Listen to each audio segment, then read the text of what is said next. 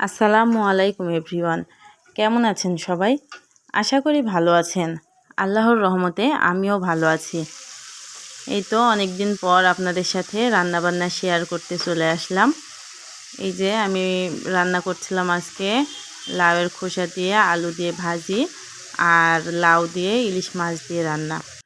যখন লাউ দিয়ে ইলিশ মাছ দিয়ে রান্না করছিলাম তো ভাবলাম যে খোসাগুলো ফেলে দেব, তাই আর কি না ফেলে আমি ভাজির জন্য কেটে নিয়েছিলাম।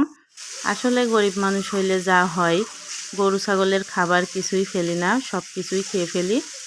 আর আপনারা যদি কখনো চান ট্রাই করে দেখতে পারেন। আপনারা যদি কখনো ট্রাই না করেন, একবার হলেও ট্রাই করে দেখবেন। এই লাউয়ের খোসা ভাজিটা অনেকটা ভালো লাগে। আর এদিকে মাছ ভাজা হয়ে গেল, এখন আমি মাছটা রান্না করব। এই জন্য কড়াইতে তেল দিয়ে নিয়েছি আর কিছু পেঁয়াজ দিয়েছি।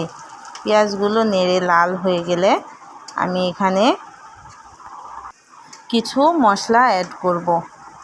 এই তো বাটা মশলা দিয়ে রসুন, জিরা আর কাঁচামরিচ আর শুকনো মরিচ দিয়েছি একটু, আর ধনিয়া গুঁড়া, হলুদ গুঁড়া আর লবণ দিয়ে ভালো করে নেড়ে কষিয়ে নিচ্ছি। আর এদিকে আমি ভাত বসিয়ে দিয়েছি, ভাতটা হয়ে গেছে।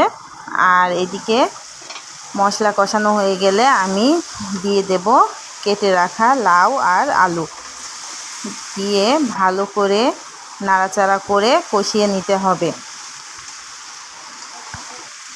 তার জন্য একটু ঢেকে দিতে হবে। আমি ঢেকে ভালো করে কষিয়ে নিয়েছি। কষানো হয়ে গেলে আমি এখানে একটু পানি দিয়ে দেব আর একটু ভালো করে কষিয়ে নেব। কষানো হয়ে গেছে, এখন আমি পানি দিয়ে ঢেকে দেব। এই তো চলে এসেছি, এই পানি দিয়ে ঢেকে দিচ্ছি। আর এটা ভালো করে ফুটে গেলে আমি মাছগুলো দিয়ে দেব তরকারির ভিতরে।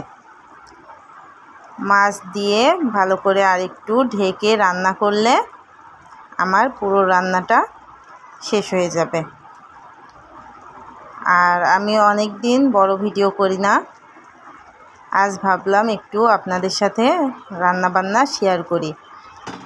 তো আপনারা কে কোথা থেকে দেখছেন আমাকে কমেন্টের মাধ্যমে জানাবেন, আর লাইক কমেন্ট করে আমার সাথে থাকার চেষ্টা করবেন। আর আমি এখনও অত ভালো ভিডিও করতে পারি না, ভুল ত্রুটি হলে ক্ষমা সুন্দর দৃষ্টিতে দেখবেন। আল্লাহ হাফেজ।